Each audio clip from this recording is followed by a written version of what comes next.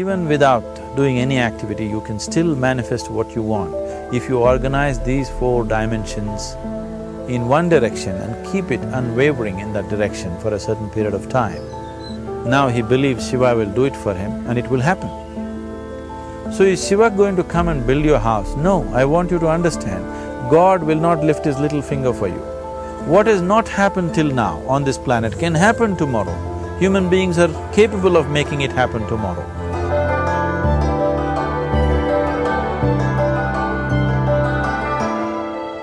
Everything we as human beings have created on this planet was essentially first created in our minds. All that you see, which is human work on this planet, first found expression in the mind, then it got manifested in the outside world. The wonderful things that we have done on this planet and the horrible things that we have done on this planet, both have come from the human mind.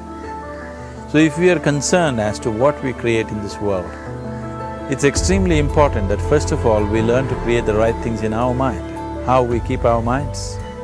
If we do not have the power to keep our minds the way we want it, what we create in the world is also going to be very accidental and haphazard. So learning to create our minds the way we want is the basis of creating the world the way we want. There is a wonderful story in the yogic lore. On a certain day, a man took a walk. He went for a long walk. Accidentally, unawares, he walked into paradise. Fortunate, isn't he? He just took a walk and he landed up in paradise. After this long walk, he felt little tired. So he thought, oh, I'm tired, I wish I could rest somewhere. He looked around, there was a nice tree, underneath which there was very cushiony grass. So it was inviting. He went and put his head down there and slept. After a few hours, he woke up, well rested, and he thought, oh, I'm well rested, but I'm feeling hungry, I wish I had something to eat. And he thought about all the nice things that he ever wanted to eat in his life. And instantly, all those things appeared in front of him. You need to understand, there the service is like that. Hungry people don't ask questions. Food came and he ate. Stomach became full. Then he thought, oh, my stomach is full, I wish I had something to drink. All the nice things that he ever wanted to drink, he thought about it and all of them just appeared in front of him. Drinking people also don't ask questions, so he drank. Now with a little bit of alcohol in him, you know Charles Darwin told you, all of you are monkeys, your tail fell away. Not me, Charles Darwin told you that you were all monkeys and your tail fell away and then you became human. Yes, definitely the tail fell away. But the monkey, in yoga, we always refer to an unestablished mind as markata, which means a monkey. Why we are referring to the mind as a monkey is, what are the qualities of a monkey? One thing about a monkey is, it's unnecessary movement. And another thing about the monkey is, if I say you're monkeying somebody, what does it mean? Imitation. Monkey and imitation have become synonymous. So these two essential qualities of a monkey are very much the qualities of an unestablished mind. Unnecessary movement, you don't have to learn it from the monkey, you can teach it to the monkey. And imitation is full-time job of the mind. So when these two qualities are on, a mind is referred to as a monkey. So this monkey became active within him. He just looked around, thought, what the hell is happening here? I asked for food, food came. I asked for drink, drink came. There must be ghosts around here. and ghosts came. Oh, the ghosts have come, they're going to surround me and torture me, he thought. Immediately the ghosts surrounded him and started torturing him. Then he started screaming in pain and said, oh, they're going to kill me, and he died. Just now he said he's a fortunate being. The problem is he was sitting under a kalpavriksha or a wishing tree. He asked for food, food came, he asked for drink, drink came, he asked for ghosts, ghosts came, he asked for torture, torture came, he asked for death, death happened. Now don't go looking for these kalpavrukshas in the forest. You can barely find a tree these days. A well-established mind, a mind which is in a state of samyukti, is referred to as a kalpavriksha. If you organize your mind to a certain level of organization, it in turn organizes the whole system. Your body, your emotion, your energies, everything gets organized in that direction. Once all these four dimensions of you, your physical body, your mind, your emotion and the fundamental life energies are organized in one direction, once you are like this, anything that you wish happens without even lifting a little finger actually. It would help to assist it with activity, but even without doing any activity, you can still manifest what you want if you organize these four dimensions in one direction and keep it unwavering in that direction for a certain period of time. Right now the problem with your mind is, every moment it is changing its direction. It is like you want to travel somewhere and every 2 steps if you keep changing your direction, the question of you reaching the destination is very remote unless it happens by chance. So, organizing our minds and in turn organizing the whole system and these four basic dimensions of who you are right now in one direction, if you do this, you are a kalpavruksha yourself. Anything that you wish will happen. But right now, if you look at your lives, everything that you have wished for till now, if it happens, you have finished. Everything and everybody that you have desired for, if all of that lands up in your house today, could you live with that? Once we're empowered like this, it's very important that our physical action, emotional action, mental action and energy actions are controlled and properly directed. If it is not so, we become destructive, self-destructive. Right now, that is our problem. The technology, which is supposed to make our life beautiful and easy, has become the source of all the problem that we are destroying the very basis of our life, which is the planet. So what should have been a boon, we are making a curse out of it. What has brought incredible levels of comfort and convenience to us in the last 100 years or so has also become a threat to our life simply because we are not conscious action, we are in a compulsive state of action. So organizing our minds fundamentally means moving from a compulsive state of activity to a conscious state of activity. You might have heard of people for whom they asked for something and beyond all expectations it came true for them. Generally this happens to people who are in faith. Now, let's say you want to build a house. If you start thinking, oh, I want to build a house, to build a house I need 50 lakhs, but I have only 50 rupees in my pocket, not possible, not possible, not possible. The moment you say not possible, you are also saying, I don't want it. So on one level, you're creating a desire that you want something, on another level, you're saying, I don't want it. So in this conflict, it may not happen. Someone who has some faith in a god or in a temple or whatever, who is simple-minded, faith works only for those people who are simple-minded.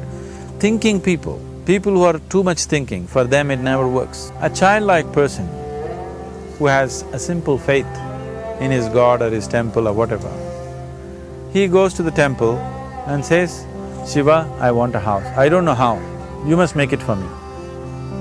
Now in his mind there are no negative thoughts. Will it happen? Will it not happen? Is it possible? Is it not possible? These things are completely removed by this simple act of faith. Now he believes Shiva will do it for him and it will happen. So is Shiva going to come and build your house? No, I want you to understand, God will not lift his little finger for you. What you refer to as God is the source of creation. As a creator, he has done a phenomenal job, there's no question about it. Could you think of a better creation than this? Is it in anybody's imagination to think anything better than what is there right now? So as a creator, he has done his job wonderfully well. But if you want life to happen the way you want it, because right now, the very crux of your happiness and your well-being is this. If at all if you're unhappy, the only and only reason why you're unhappy is life is not happening the way you think it should happen. That's all it is. So if life is not happening the way you think it should happen, you're unhappy. If life happens the way you think it should happen, you are happy. It's as simple as that. So if life has to happen the way you think it should happen, first of all, how you think, with how much focus you think, how much stability is there in your thought, and how much reverberance is there in the thought process will determine whether your thought will become a reality or is it just an empty thought. Or how you do not create any impediments for your thought by creating negative thought process. This possible is something possible or not possible, is destroying humanity. What is possible and not possible is not your business, it's nature's business. Your business is just to strive for what you want. Right now you're sitting here, if I ask you two simple questions, I want you to just look at this and answer this. Right now from where you're sitting, can you just fly off? You say no. Right now from where you're sitting, can you get up and walk? You'll say yes. What is the basis of this? Why you say no to flying and yes to walking? Because past experience of life, many times you've gotten up and walked, never did you fly off. Or in other words, you're using the past experience of life as a basis for deciding whether something is possible or not possible. Or in other words, you have decided that what has not happened till now cannot happen in your life in future. This is a disgrace to humanity and the human spirit. What has not happened till now on this planet can happen tomorrow. Human beings are capable of making it happen tomorrow. So what is possible and what is not possible is not your business. That is nature's business. Nature will decide that. You just see what is it that you really want and strive for that. And if your thought is created in a powerful way, without any negativity, without any negative thoughts bringing down the intensity of the thought process, the first and foremost thing is you must be clear what is it that you really want. If you do not know what you want, the question of creating it doesn't arise. If you look at what you really want, what every human being wants is, he wants to live joyfully, he wants to live peacefully. In terms of its relationships, he wants it to be loving and affectionate. Or in other words, all that any human being is seeking for is pleasantness within himself, pleasantness around him. This pleasantness, if it happens in our body, we call this health and pleasure. If it happens in our mind, we call this peace and joy. If it happens in our emotion, we call this love and compassion. If it happens in our energy, we call this blissfulness and ecstasy. This is all that a human being is looking for.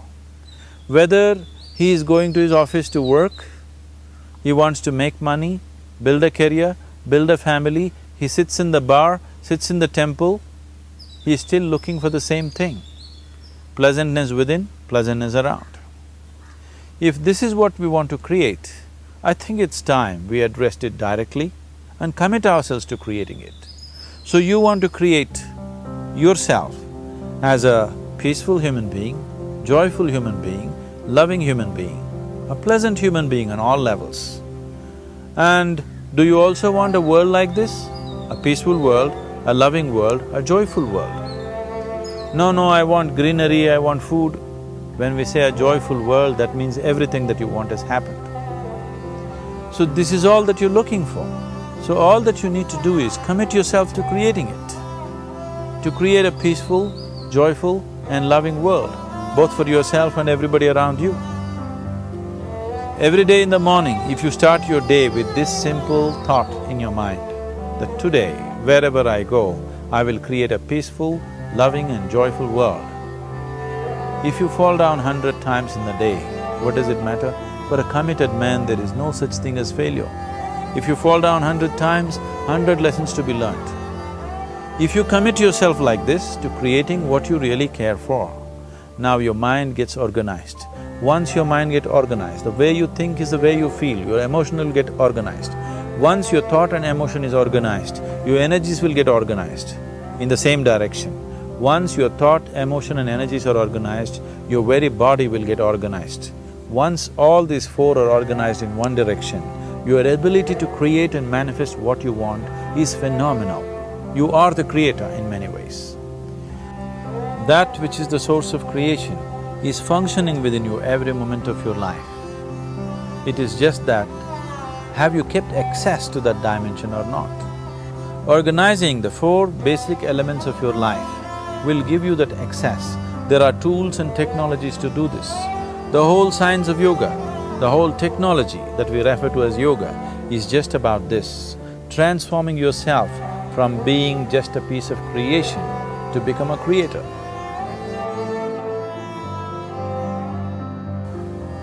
It is my wish and my blessing that every human being in this world should have this access to the source of creation within himself so that he can function here as a creator, not just as a piece of creation.